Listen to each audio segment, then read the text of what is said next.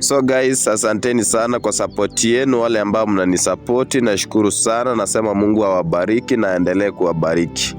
Leo hatutacheka. So leo nimekuja na kaushauri kidogo hapa, na niko sure kuna mtu ambaye katasaidia.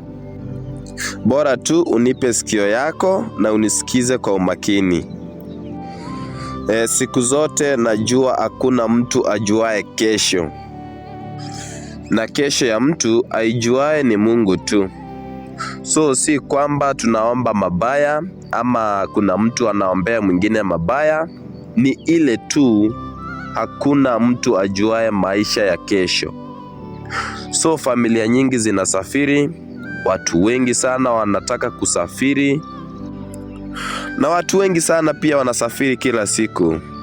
Lakini ushauri wangu ni kuwa, iwapo unatoka nyumbani na familia yako, mko watu tuseme 3, 4, 5 na kuendelea.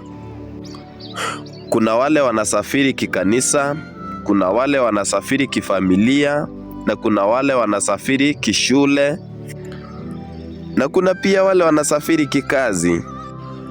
Sasa ushauri wangu hapo uko wapi?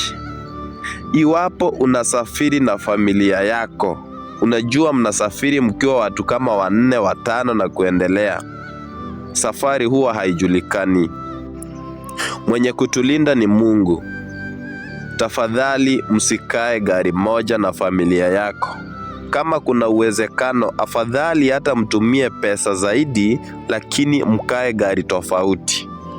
Msinielewe vibaya tafadhali. Unasafiri wewe, mama yako, baba yako na watoto wenu.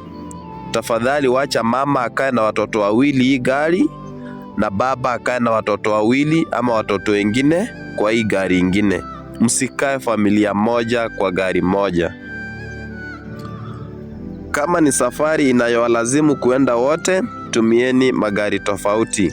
Lakini kama haiwahusu wote, mtu mmoja anaweza baki nyumbani, aidha mama ama baba na mtoto mwingine ama na watoto kadhaa.